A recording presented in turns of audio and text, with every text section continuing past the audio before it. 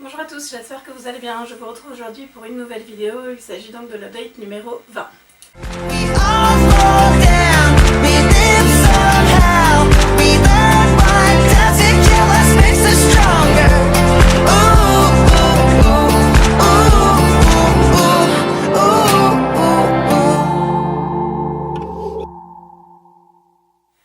Donc comme je vous le disais en introduction, il s'agit de l'update numéro 20. Vous l'aurez sûrement remarqué, je ne suis pas chez moi, je suis en vacances chez mon frère. Donc ça fait un petit moment que je n'avais pas tourné de vidéo ici.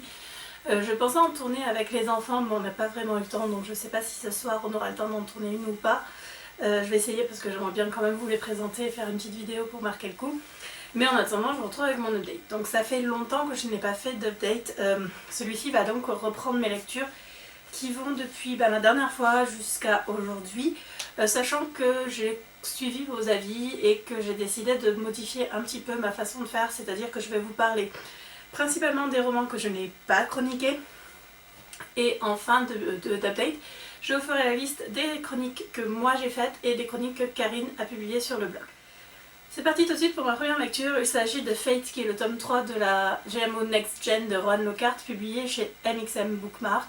Je l'avais dans ma palle depuis un très long moment et j'ai eu envie de le lire. Alors, quand je l'ai eu, je l'ai commencé très rapidement, mais je n'avais envie de lire que les passages qui concernent Kay et Ash, qui sont mon couple préféré. Du coup, je l'ai un peu laissé de côté. Et là, je me suis dit, bon allez, cette fois-ci, tu t'y remets. Et je l'ai lu en entier. Alors, je ne vais pas vous reparler de Next Gen parce que c'est assez complexe l'univers. Là c'est principalement basé quand même sur Ash et Kay et sur... alors je sais même plus comment il s'appelle. Du coup c'est les autres personnages qui sont pas mes préférés. Donc il y a Sanka et je sais plus le nom de son compagnon. Celui qui est plus âgé là.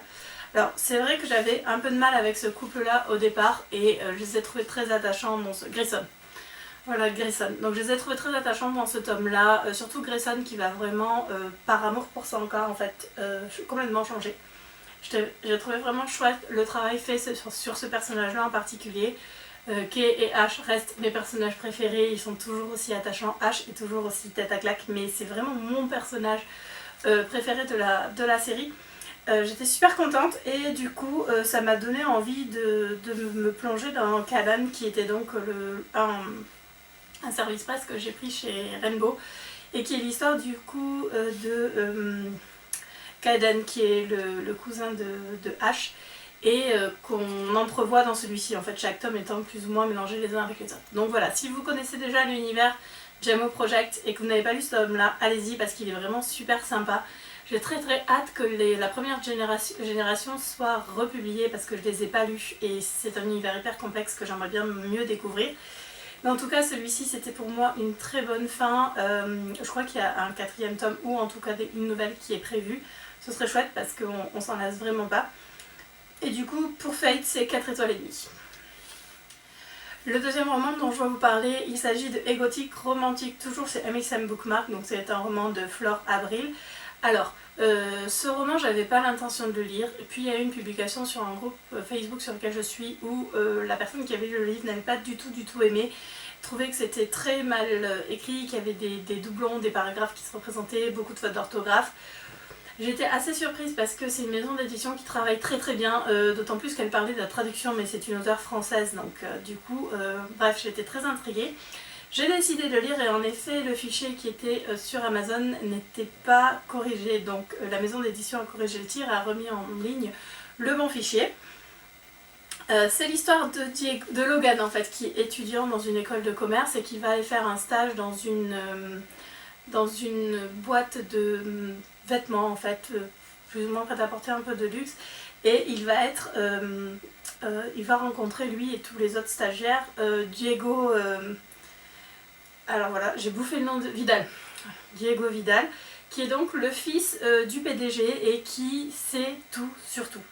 Diego est un personnage hyper antipathique, hyper chiant. Enfin, le mec il sait tout sur tout, il a un ego surdimensionné. Il est vraiment énervant. Sauf que Logan va être le seul à ne pas être énervé mais plutôt amusé par le comportement de Diego. Et je dois avouer que moi j'ai pris le même parti que Logan. Il est tellement too much, Diego, qu'en fait on ne peut que le prendre à la rigolade. c'est pas possible un mec comme ça. Il est vraiment très très égocentrique et très moi-je. Enfin, c'est marrant tellement, tellement le trait est grossi. Par contre, je n'ai pas trop aimé ce roman parce que j'ai pas accroché du tout avec le style de l'auteur. Voilà, ça n'a rien à voir avec l'histoire, ça n'a rien à voir avec la traduction, vu que c'est du français de toute façon, mais je n'ai pas aimé le style de l'auteur, je l'ai trouvé trop pompeux. Alors apparemment c'est un roman qui avait été publié sur Wattpad je crois, ou un truc comme ça, ou sur Fixia, je sais plus sur quelle plateforme. Et je peux comprendre, voilà, on sent vraiment qu'il y a un manque de maturité au niveau de l'écriture, c'est quelque chose les phrases sont très lourdes, c'est des grands mots, j'ai l'impression de me retrouver avec des écrits que j'ai pu lire quand j'étais plus jeune, de copines ou quoi, qui se lancent dans l'écriture, et qui vont faire des grandes phrases alambiquées pour dire des trucs très simples, et au final c'est assez pompeux. C'est même pas lié à Diego parce que l'histoire est racontée du point de vue de Logan. Il y a un autre truc qui m'a énervé, c'est que pendant au moins 5 ou 6 chapitres, à chaque fois qu'on parle de Diego, enfin que Logan parle de Diego, il dit Diego Vidal. Son nom, son prénom. C'était chiant. On a compris qu'il s'appelle Diego Vidal. Enfin, il y a vraiment un moment limite, je me suis dit, mais quand ils vont s'embrasser, il va l'appeler Diego Vidal. Enfin, c'était vraiment bizarre. Les scènes de sexe sont mignonnes, ils sont assez jeunes tous les deux, ils ont 21 et 23 ans, donc Diego est super innocent, pas forcément vu que personne ne l'aime, donc il connaît pas grand chose à la vie.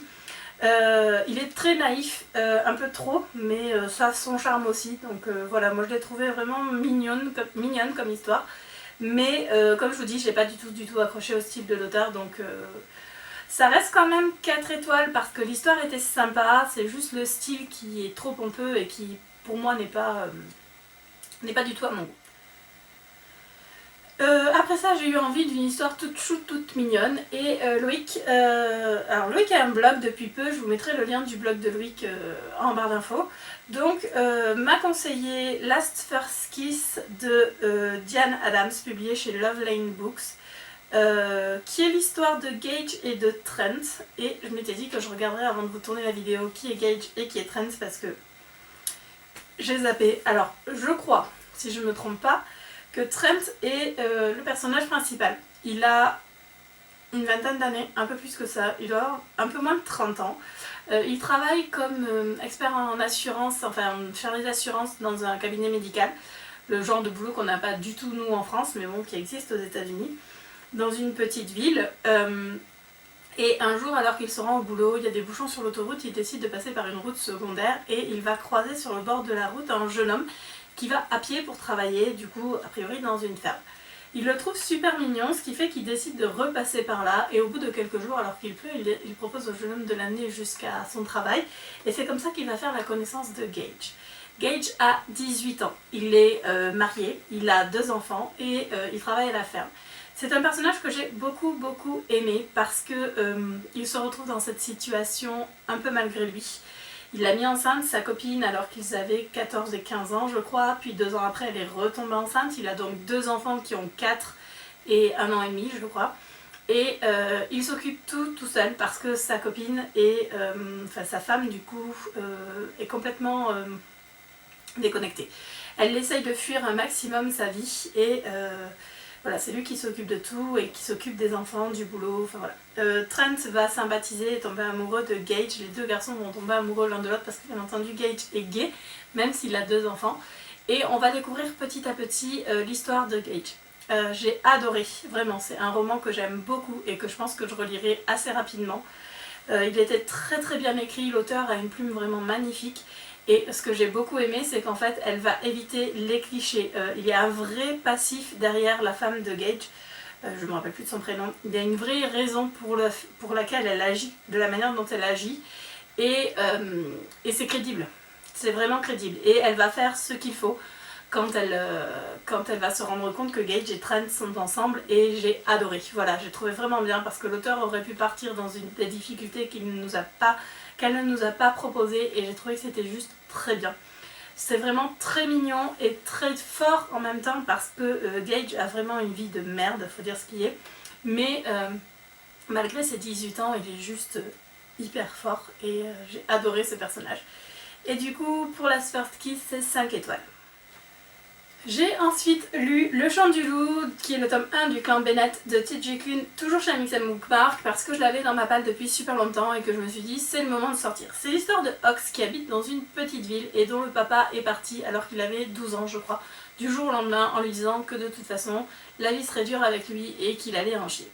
Quelques années plus tard, Ox voit s'installer dans la maison qui est au bout du chemin une nouvelle famille qui vient d'arriver avec 3 garçons, dont un petit garçon de 10 ans alors que Ox en a 16. Et ce petit garçon qui s'appelle Joe va tomber, va être fan en fait de Ox et ne plus le quitter. Ils sont tout le temps ensemble. Il est vraiment adorable. J'ai beaucoup aimé la façon dont Joe va s'attacher à Ox et la façon dont il le suit partout, où il est tout le temps en contact avec lui. Enfin, j'ai vraiment beaucoup aimé leur histoire.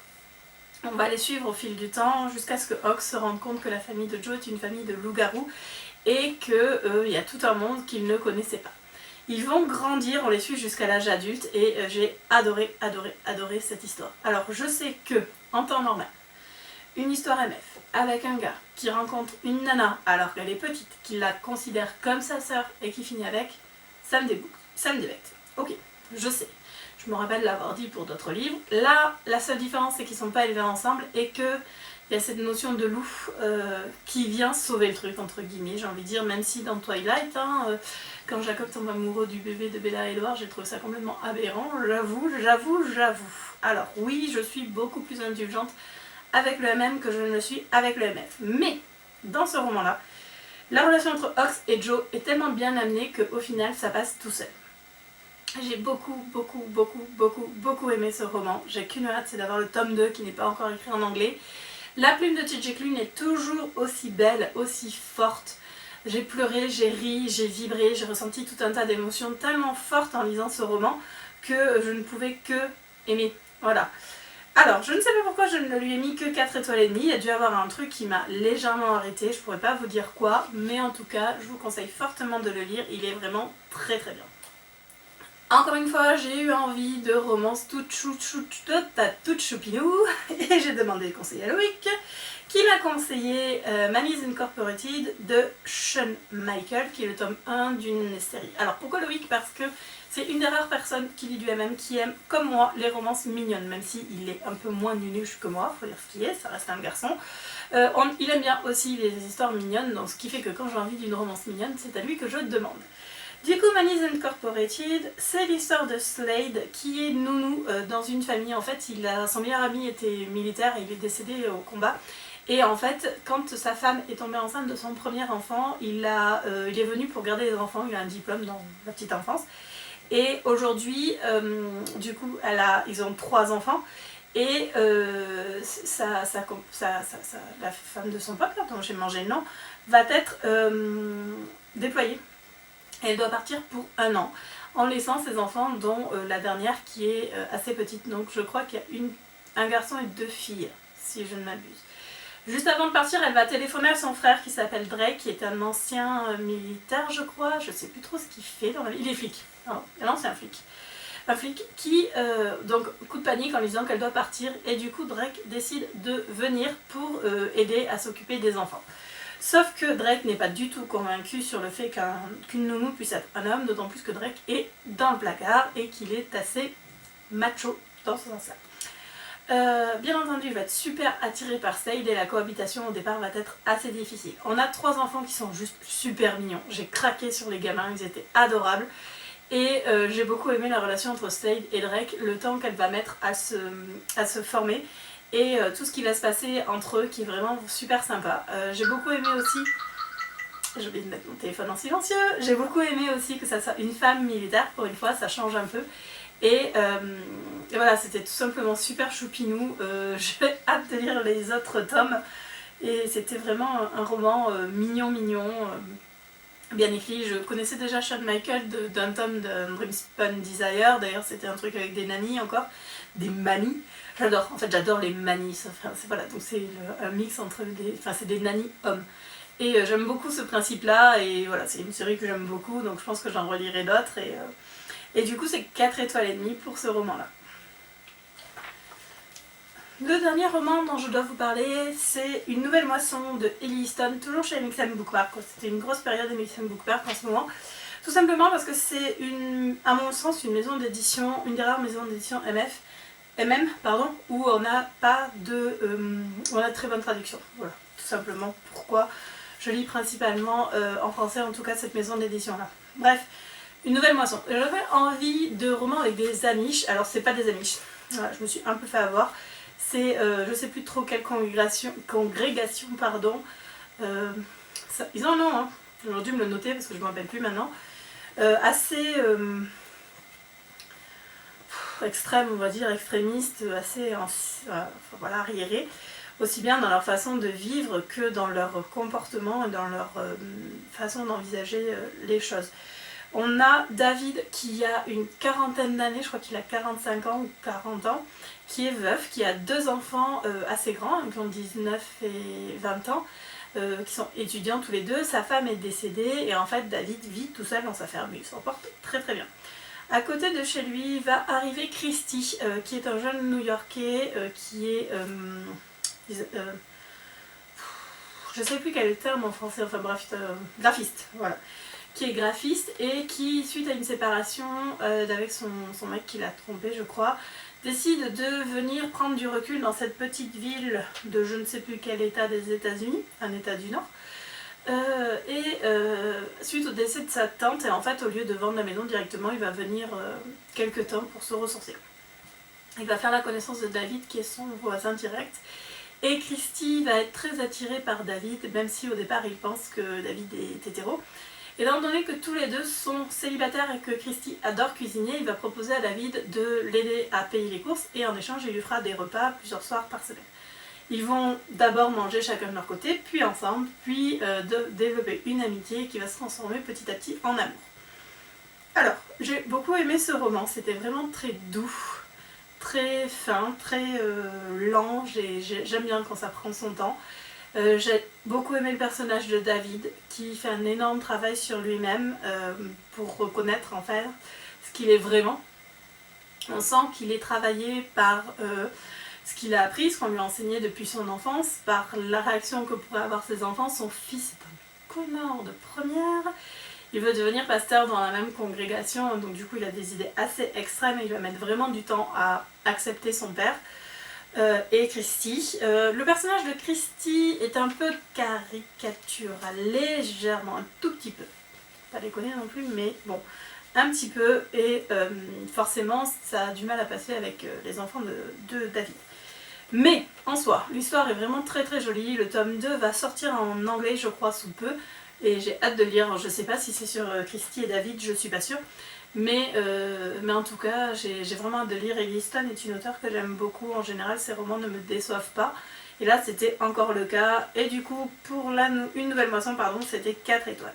On arrive maintenant à la deuxième partie de cette update. Il s'agit donc des romans que j'ai lus et dont j'ai rédigé la chronique et que je vais juste vous lister rapidement, sachant qu'en barre d'infos, je vais vous mettre le lien vers toutes les chroniques. Comme ça, vous n'avez plus qu'à cliquer dessus si jamais l'une d'elles vous intéresse. J'ai reçu ce mois-ci en service presse Yuletide Truth de Sandra Schwab et The Long Past Other Stories de Jim Hale. Alors, Yuletide Truth, c'est en auto-édition et The Long Past and Other Stories, c'était chez Blind Eye Books. Ce sont des livres que j'ai lus pour le Boudoir Écarlate, donc je tiens à remercier Karen du Boudoir de m'avoir donné la possibilité de lire ces romans-là. Ensuite, chez Rainbow, j'ai pris Canaan, donc de Rowan Lockhart, qui est donc l'histoire de Kaiden, dont je vous en ai parlé un petit peu tout à l'heure. J'ai eu aussi la chance de recevoir Zelko de VD Print chez Rise Edition, qui est une nouvelle maison d'édition qui vient de publier, donc là ils en sont à leur 3e roman. Zelko c'est donc le 2e, donc franchement j'ai beaucoup aimé et je vous conseille de suivre cette maison d'édition. Au niveau auto-édition, j'ai eu Dark Skies de FV Estier, parce que ça se prononce Estier, je vous en ai déjà parlé dans mon bilan, et allez lire la chronique, il est tout simplement génial. J'ai également eu Unmasked de Anita Sunday et Andy Gallo, la chronique est sortie hier, donc du coup, allez-y, enfin hier. Aujourd'hui, au moment où je tourne cette vidéo, sachant qu'aujourd'hui on est lundi 6 novembre, donc je sais pas trop quand est-ce que je vous mettrai la vidéo en ligne, en tout cas la chronique de Unmasked est sortie le 6 novembre. J'ai également eu Saving Alexander de Susan McNichol, publié chez Bow Publishing. Et pour finir, une chronique qui est programmée au moment où je vous parle et j'ai pas mon cahier donc je peux pas vous dire quand est-ce qu'elle doit sortir, c'est Tsunami qui est le tome 2 du Gardien de Hélène Nikita chez Librebook. Karine de son côté a chroniqué Le Valet des Cœurs Brisés qui est le tome 2 de Un Amour à Laguna de Tara Lane chez Dream Spinner Press et également À Contre-Courant qui est le tome 5 Desserts de Charlie Cochet, toujours chez Dream Spinner Press. Elle a également chroniqué Un Marine Courageux de E.M. Linley qui est donc sorti chez Juno Publishing. Ces 3 romans-là c'était des services presse. Et elle a chroniqué hors service presse Renforcer les liens qui est le tome 2 de Marshall de Marie Calms chez MXM Bookmark. Voilà pour les chroniques depuis le dernier update, donc j'espère que ce système vous convient. Oui, je chronique principalement mes services presse. Quelques chroniques parce que Dark Sky c'était pas vraiment un service presse parce que je l'avais acheté de toute façon, je l'avais précommandé pour LiveCon, même si je l'ai eu effectivement aussi en service presse, mais je l'avais précommandé. Mais oui, effectivement les chroniques c'est principalement les services presse, même si de temps en temps j'en fais une ou deux en dehors. Voilà, cet update est maintenant terminé, j'espère que la nouvelle formule vous va, je vous dis à très bientôt pour une nouvelle vidéo. Salut!